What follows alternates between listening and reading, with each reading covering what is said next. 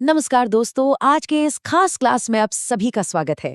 आज का हमारा विषय बेहद दिलचस्प है। जरा सोचिए, जब देश में कोई ऐसा राजनीतिक गतिरोध पैदा हो जाए जो पहले कभी ना हुआ हो, तब हमारा संविधान यानी हमारे लोकतंत्र की रूल बुक असल में कैसे काम करती है। एक शिक्षक के नजरिए से मेरा मानना है कि ऐसे जटिल और उलझे हुए विषयों को विजुअल्स और उदाहरणों के जरिए समझना सबसे बेहतरीन तरीका है। तो चलिए, बिना किसी देरी के आज के इस ज्ञानवर्धक सफर की शुरुआत करते हैं। चलिए, सबसे पहले बात करते हैं सेक्शन 1 की, the West Bengal stand off. इसे समझने के लिए हाल ही में हुए 2026 के पश्चिम बंगाल चुनावों को एक हाई स्टेक्स केस स्टडी के तौर पर लेते हैं। अब इस स्लाइड पर दिए गए डेटा पर ध्यान दीजिए। चुनाव के नतीजे शीशे की तरह साफ हैं। 243 सीटों वाली इस विधानसभा में बीजेपी ने 207 सीटों के साथ एकदम स्पष्ट बहुमत हासिल किया है। वहीं टीएमसी को 80 और अन्य को 6 सीटें मिली हैं। संख्याएं कभी झूठ नहीं बोलती है ना। संवैधानिक रूप से देखा जाए तो नई सरकार के गठन का रास्ता बिल्कुल साफ है, लेकिन असली राजनीतिक ड्रामा तो यहीं से शुरू होता है। कहानी में टेंशन तब पैदा होती है जब निवर्तमान मुख्यमंत्री का ये अभूतपूर्व बयान सामने आता है। हम हारे नहीं हैं, मैं इस्तीफा नहीं दूंगी, मेरे राजभवन जाने का तो सवाल ही नहीं उठता। आमतौर पे होता यह है कि चुनाव हारने के बाद निवर्तमान मुख्यमंत्री शालीनता से राज्यपाल को अपना इस्तीफा सौंप देते हैं। लेकिन जब कोई सत्ता में बैठा व्यक्ति पद छोड़ने से ही इनकार कर दे, तब क्या होगा?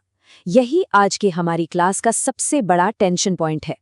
तो जब राजनीति इस तरह से अटक जाती है तो समाधान कहाँ मिलता है? बिल्कुल सही, हमारे संविधान में। अनुच्छेद 172 इस मामले में एकदम स्पष्ट है कि राज्य विधानसभा का कार्यकाल ठीक 5 वर्ष का ही होता है। अब चुनाव आयोग के अनुसार मौजूदा विधानसभा का कार्यकाल 7 मई 2026 को समाप्त हो रहा है। इसका सीधा सा मतलब ये है कि इसके बाद विधानसभा स्वतः ही भंग हो जाएगी। संविधान की मांग है कि एक नई सरकार बने ही बने, फिर चाहे कोई राजनेता अपना पद छोड़ने से कितना ही इनकार क्यों न कर दे। अब आगे बढ़ते हैं सेक्शन 2 की तरफ, द गवर्नर्स डिस्क्रिशनरी पावर्स।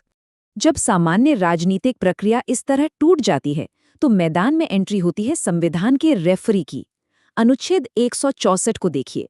ये कहता है कि मुख्यमंत्री की नियुक्ति राज्यपाल द्वारा की जाएगी और मंत्री राज्यपाल के प्रसाद पर्यंत यानी प्लेजर ऑफ द गवर्नर तक पद धारण करेंगे। इस भारी भरकम कानूनी शब्दावली का असल मतलब क्या है? इसका मतलब ये है कि तकनीकी रूप से राज्यपाल के पास उस मुख्यमंत्री को बर्खास्त करने का पूरा अधिकार है जिसने अपना जनादेश खो दिया है या जिसका कानूनी कार्यकाल समाप्त हो गया है। अब इस स्लाइड पर जो तुलना है वो वाकई बहुत दिलचस्प है। यहाँ हमें राज्यपाल की 2 अलग-अलग भूमिकाओं को समझना होगा। सामान्य स्थिति में राज्यपाल सिर्फ एक संवैधानिक प्रमुख होता है जो पूरी तरह से मंत्रिपरिषद की सलाह मानने के लिए बाध्य होता है। लेकिन जैसे ही कोई संवैधानिक संकट आता है या कोई मुख्यमंत्री इस्तीफे से इनकार करता है तो राज्यपाल एक विवेकाधीन एजेंट या डिस्क्रिशनरी एजेंट बन जाता है। ये संकट राज्यपाल को अपने स्वतंत्र निर्णय लेने और सक्रिय रूप से हस्तक्षेप करने के लिए मजबूर कर देता है। तो अब आते हैं सेक्शन 3 पर, प्रूविंग द मेजॉरिटी। अब पूरी क्लास के लिए मेरा एक सवाल है। जब 2 पक्ष सत्ता का दावा कर रहे हों तो राज्यपाल बिना किसी पक्षपात के निष्पक्ष तरीके से कैसे साबित करेंगे कि सत्ता में किसे होना चाहिए? इसका जवाब राजभवन के बंद कमरों में नहीं मिलता, बल्कि इसका फैसला होता है फ्लोर टेस्ट से। सरल शब्दों में कहें तो ये विधानसभा के पटल पर लिया गया एक सीधा विश्वास मत है। ये लोकतंत्र में समर्थन साबित करने का अंतिम और सबसे पारदर्शी तरीका है। ये फ्लोर टेस्ट कैसे काम करता है? इसके 3 बहुत ही आसान चरण हैं। पहला, राज्यपाल विधानसभा का सत्र बुलाते हैं।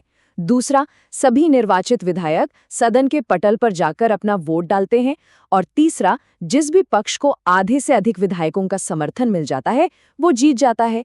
ये स्टेप बाय स्टेप प्रक्रिया बहुत जरूरी है क्योंकि ये किसी भी तरह की मनमानी नियुक्ति को रोकती है। बहुमत का फैसला हमेशा विधानसभा के पटल पर होना चाहिए, कहीं और नहीं। लेकिन तब क्या हो जब फ्लोर टेस्ट भी ना हो पाए? यहीं आता है हमारा section 4, the ultimate fail safe. मान लीजिए कोई भी दल स्थिर सरकार बनाने में सक्षम ही न हो, तब क्या होगा? ऐसे एक्सट्रीम स्थिति के लिए संविधान में एक इमरजेंसी बटन दिया गया है, अनुच्छेद 356, जिसे हम आमतौर पर राष्ट्रपति शासन कहते हैं। ये तब लगाया जाता है जब राज्य की संवैधानिक मशीनरी पूरी तरह विफल हो जाती है। इसके लागू होते ही राज्य सीधे केंद्र सरकार के प्रशासनिक नियंत्रण में आ जाता है। ध्यान रहे, ये कोई आम टूल नहीं है, ये सिर्फ और सिर्फ एक अंतिम उपाय के रूप में इस्तेमाल करने के लिए बनाया गया है। और हाँ, राष्ट्रपति शासन रातों रात ऐसे ही नहीं लगाया जा सकता। इसकी एक बहुत ही सख्त चेन ऑफ कमांड होती है जिसे फॉलो करना होता है। सबसे पहले राज्यपाल हालात की एक विस्तृत रिपोर्ट भेजते हैं। इसके बाद राष्ट्रपति को इस रिपोर्ट के आधार पर इस बात की व्यक्तिपरक संतुष्टि यानी सब्जेक्टिव सेटिस्फैक्शन होनी चाहिए कि संवैधानिक तंत्र वास्तव में टूट चुका है, और अंत में संसद को इस उद्घोषणा को अपनी मंजूरी देनी होती है। तो आप देख सकते हैं, ये प्रक्रिया बिल्कुल भी आसान नहीं है। चलिए अब रुख करते हैं सेक्शन 5 का, लिमिट्स ऑफ एग्जीक्यूटिव पावर। अब ये कार्यकारी शक्तियां बेशक बहुत विशाल हैं, लेकिन हमारे देश में इन आपातकालीन शक्तियों पर भी लगाम है। इतिहास के इस टाइमलाइन को जरा ध्यान से देखिए। 1949 में संविधान सभा की बहसों से इसकी शुरुआत हुई, फिर 1994 का ऐतिहासिक एसआर बम्बई केस आया, और उसके बाद 2005 का बिहार विधानसभा भंग मामला। जब जब राजनीतिक कार्यपालिका ने अपनी हदें पार करने की कोशिश की है, हमारी सुप्रीम कोर्ट ने आगे आकर इन संवैधानिक सुरक्षा उपायों को और भी ज्यादा मजबूत और स्पष्ट किया है। मुंबई और बिहार जैसे मामलों में सुप्रीम कोर्ट ने कुछ बेहद कड़े नियम तय कर दिए हैं। पहली बात, राष्ट्रपति शासन की न्यायिक समीक्षा या जुडिशियल रिव्यू हो सकती है। ये अदालत की पहुंच से बाहर नहीं है।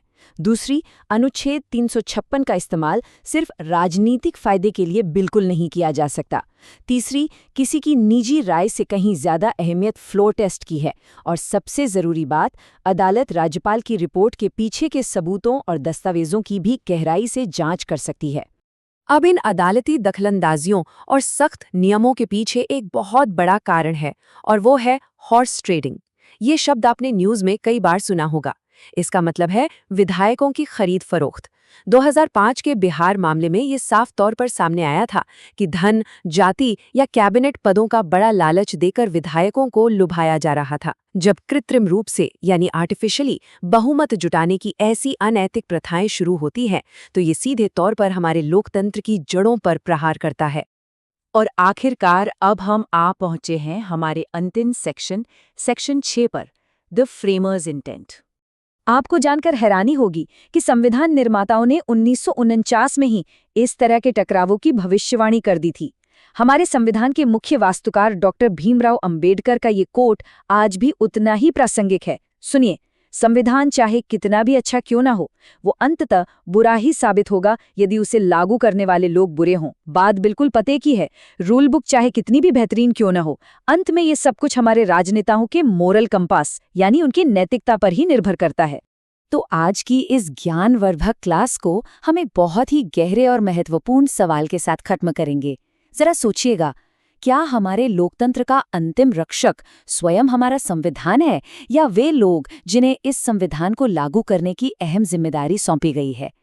लिखे हुए कानूनों और इंसानी नियत के बीच के इस नाजुक संतुलन पर हम सबको विचार जरूर करना चाहिए। आज के इस विश्लेषण का हिस्सा बनने के लिए आप सभी का बहुत बहुत धन्यवाद। ऐसे ही सीखते रहिए और हमेशा जागरूक बने रहिए।